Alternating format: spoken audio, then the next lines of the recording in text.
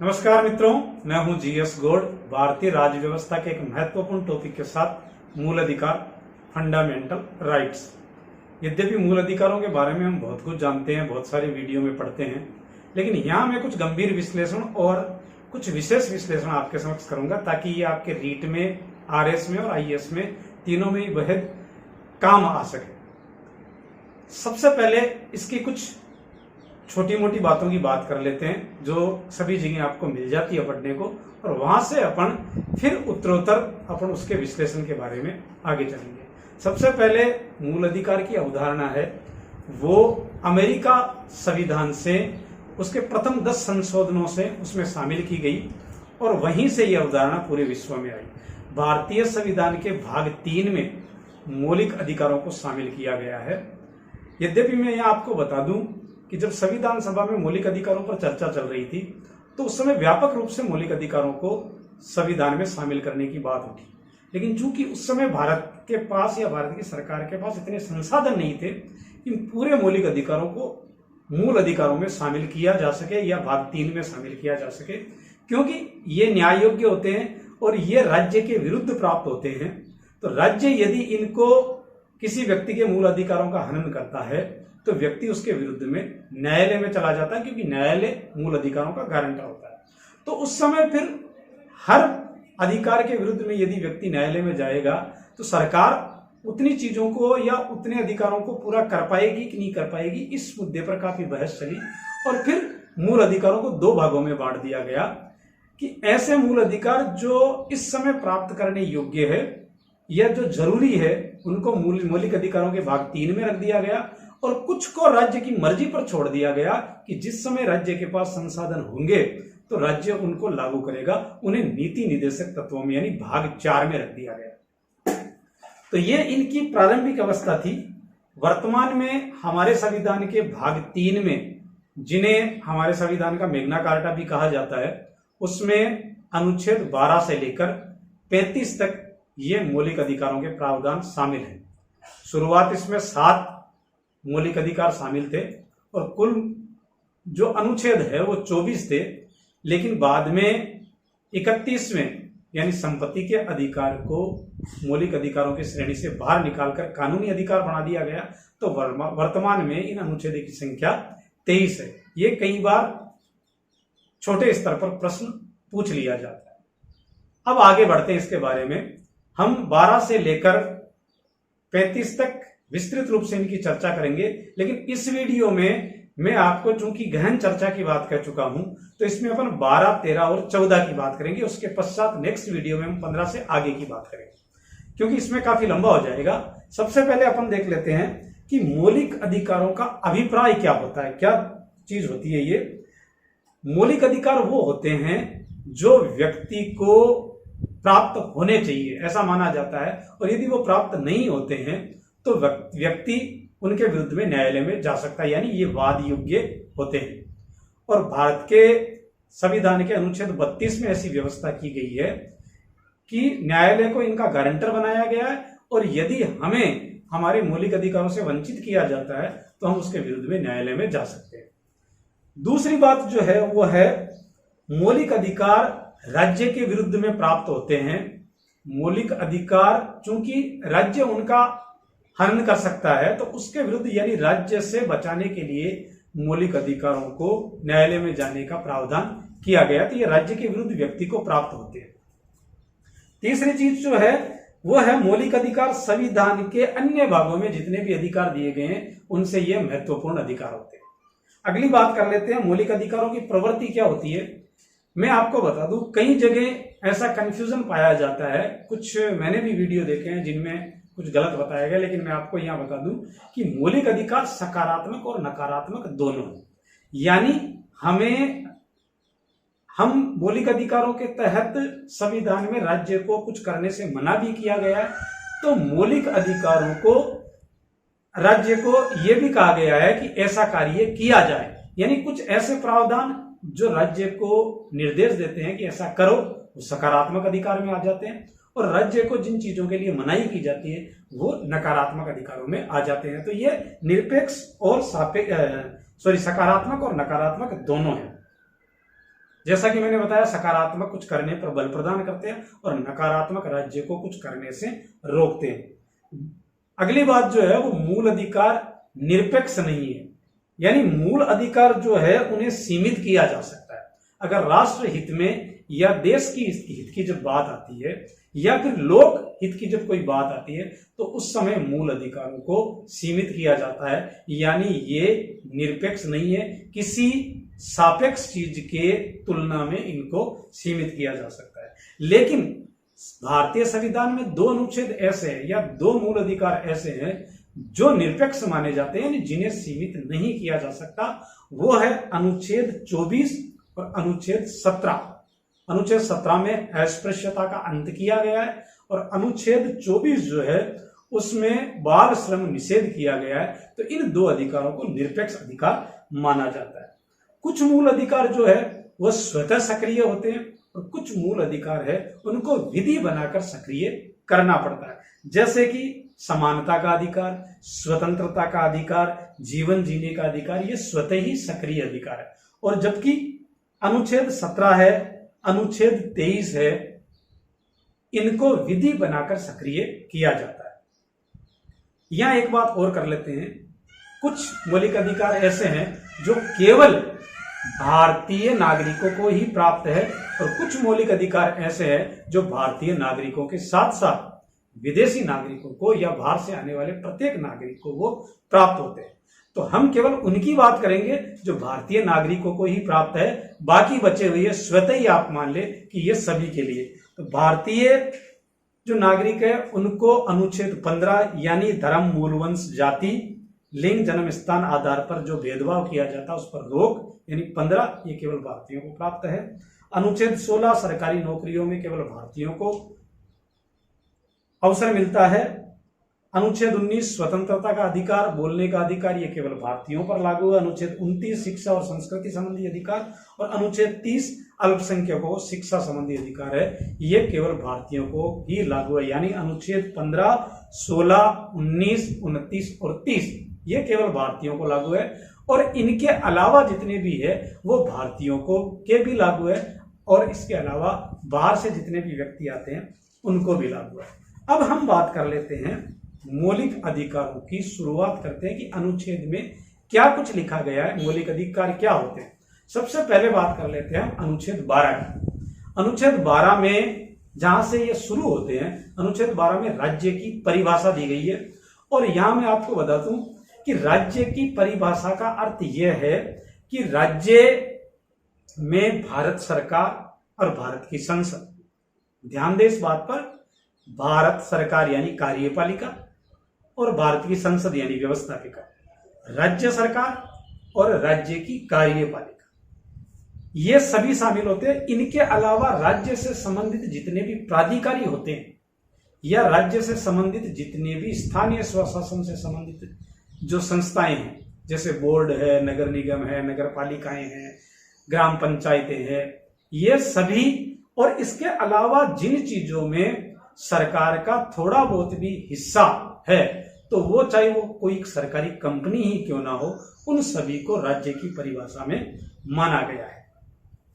यहां मैं आपको एक बात बता दूं, एक वाद आया था, जो चीजें मैं इजीली आपको बता रहा हूं वो एक तरह से आपके रीट के सिलेबस के हिसाब से बता रहा हूं, और अब मैं जो थोड़ी सी गूढ़ बातें बता रहा हूं वो आगे आरएस और आईएएस यानी यूपीएससी से संबंधित या आरपीएससी से संबंधित या पीएससी से संबंधित बातें बता रहा हूं, जो अब मैं बताने जा रहा हूं अनुच्छेद 12 के तहत। अनुच्छेद 12 में मैसूर पेपर मिल्स लिमिटेड बनाम Mysore paper mills officers association, यानी उनके अधिकारियों और कंपनी के बीच में एक वाद चला था 2002 में, उसके अंदर सरकारी कंपनी को भी राज्य की परिभाषा में शामिल किया गया था।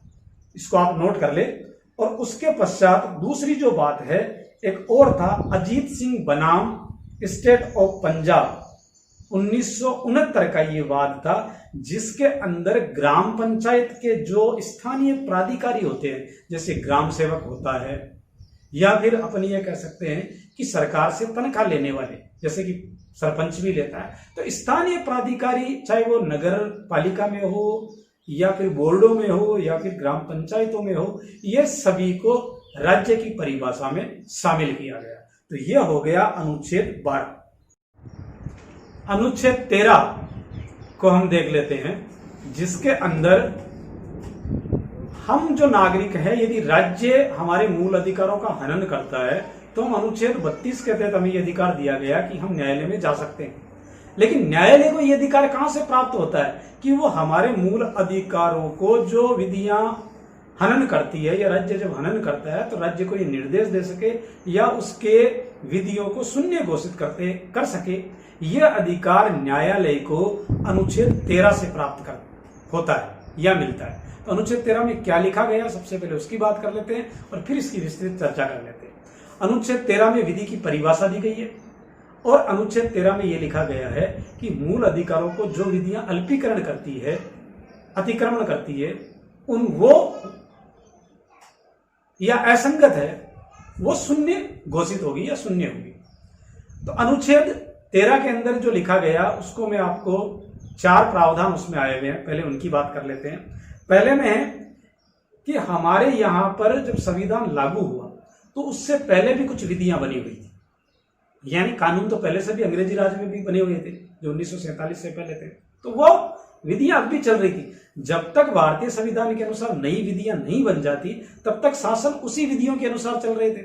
लेकिन उन विधियों से यदि भारत के लोगों का कोई मौलिक अधिकार प्रभावित होता है तो वो जो पुराने जो विधियां बनी हुई है वो विधियां उस मौलिक अधिकारों के प्रावधान के हनन करने तक वो या असंगत होने तक वो शून्य घोषित होगी। यानी पुरानी कोई भी विधि अगर मौलिक अधिकारों का हनन करती है तो वो शून्य मानी जाएगी। यानी कि मौलिक अधिकार जो पुरानी संविधान पूर्व जितनी भी विधियां हैं उनको ढक लेते हैं, जिसे आच्छादन का सिद्धांत कहा जाता है। यानी विधियां पुरानी बनी हुई अब भी लागू रहेगी, लेकिन मौलिक अधिकारों का हनन करती है तो मौलिक अधिकार उनको उस सीमा तक ढक लेंगे जिस सीमा तक वो मौलिक अधिकारों से असंगत है, जिसे आच्छादन का सिद्धांत कहते हैं। दूसरी चीज ये हो गई जो 13 भाग 2 में लिखी हुई है कि राज्य ऐसी कोई विधि नहीं बनाएगा जो मौलिक अधिकारों का हनन करती है या उन्हें न्यून करती है, और यदि ऐसी कोई विधि बनाई जाती है तो वह उस मात्रा तक शून्य घोषित हो जाएगी। और यही वो प्रावधान है अनुच्छेद 13(2) जो अप्रत्यक्ष रूप से हमारे न्यायपालिका को न्यायिक पुनरावलोकन का अधिकार प्रदान करता है। यहीं से डायरेक्ट रूप से न्यायिक पुनरावलोकन भारत में शब्द नहीं आया हुआ संविधान के अंदर, लेकिन अनुच्छेद 13(2) के अनुसार चूंकि अगर मौलिक अधिकारों से कोई विधि असंगत है और न्यायपालिका उसे शून्य घोषित कर सकती है तो यहां से अप्रत्यक्ष रूप से न्यायपालिका को न्यायिक पुनरावलोकन का अधिकार प्राप्त हो जाता है। और वो और क्या प्रावधान है, वो अनुच्छेद 13(3) में लिखा गया है कि विधि के अंतर्गत विधि की परिभाषा क्या है, विधि किसे माना जाए।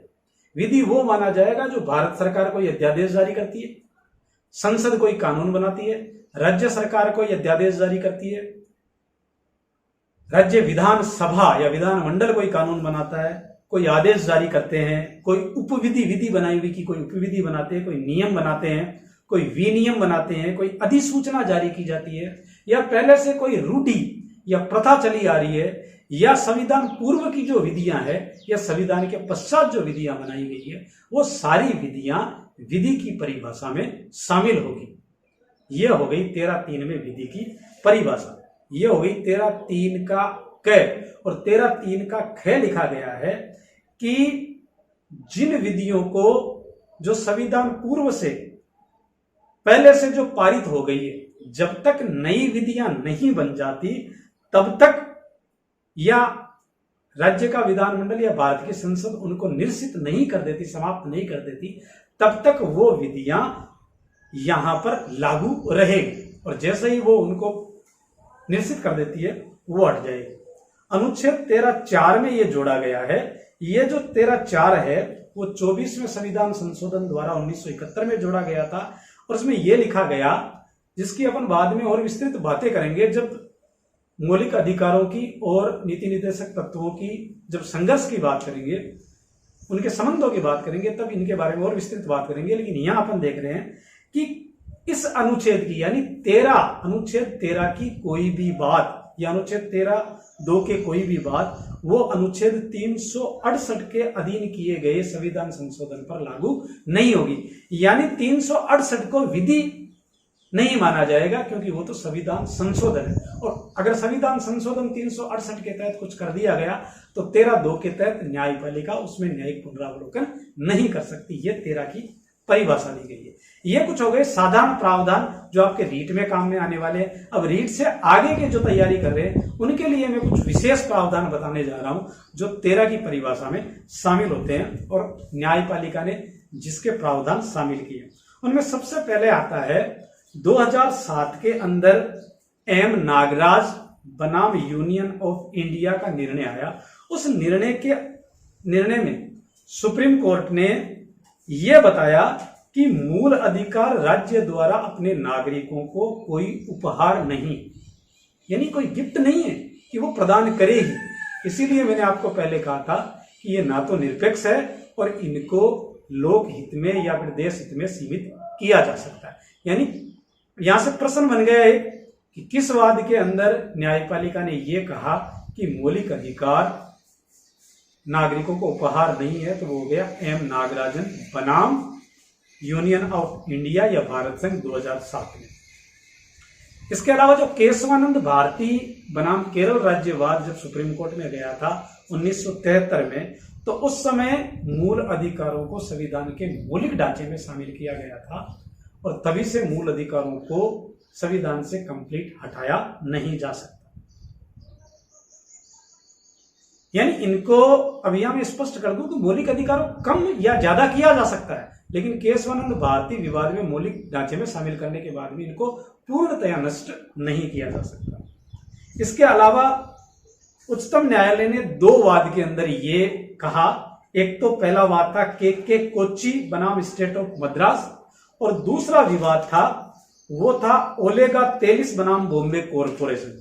ये वाद 1986 में आया और के कोच्चि बनाम वाद आया था 1959 में, जिसमें सर्वोच्च न्यायालय ने यह प्रावधान दिया कि कोई भी व्यक्ति मूल अधिकारों को छोड़ नहीं सकता।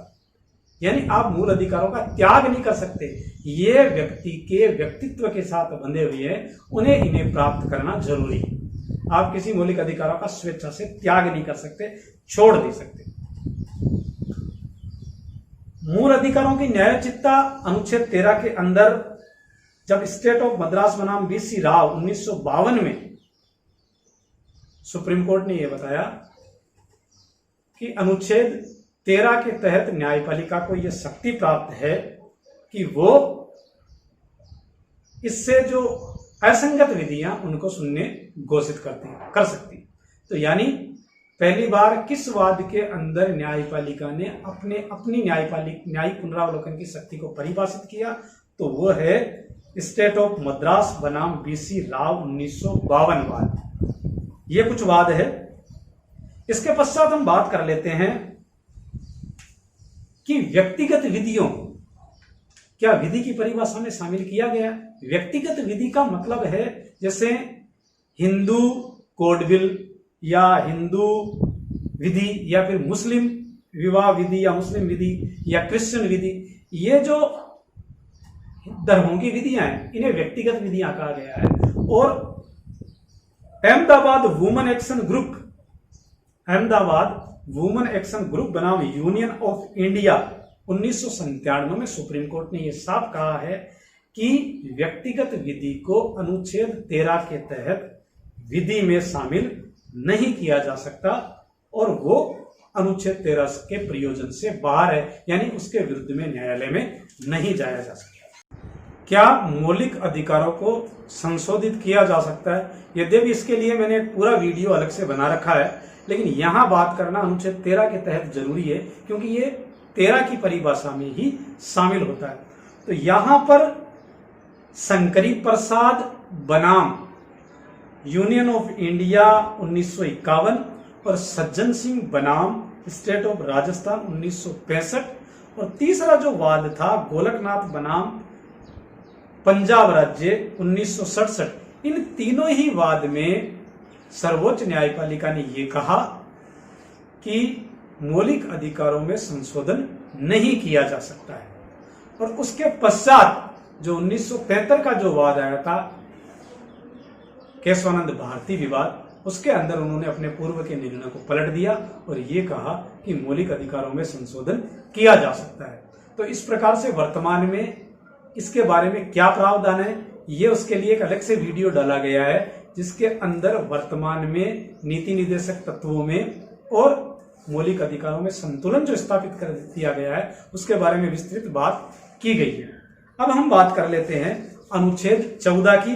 अनुच्छेद 14 जहां से मौलिक अधिकार जो नागरिकों को प्राप्त है वो प्राप्त होते हैं, उस मौलिक अधिकारों में पहला मौलिक अधिकार है समानता का अधिकार या समता का अधिकार, जो अनुच्छेद 14 से लेकर 18 तक 5 अनुच्छेदों में इसे समेटा गया है। और 14 में लिखा गया है विधि के समक्ष समानता, यानी प्रत्येक व्यक्ति, कोई भी भारत का व्यक्ति है या कोई भी दुनिया का व्यक्ति है, वो विधि के समान बराबर माना जाएगा। वो विधि के समान न ऊंचा है न नीचा है। किसी व्यक्ति को विधि के द्वारा समान संरक्षण से राज्य वंचित नहीं करेगा, ये विधि की परिभाषा में शामिल है। इसकी विस्तृत चर्चा हम अगले वीडियो में देखेंगे। तब तक के लिए धन्यवाद। आपका दिन शुभ हो। वीडियो कैसा लगा कमेंट बॉक्स में कमेंट जरूर करें। धन्यवाद।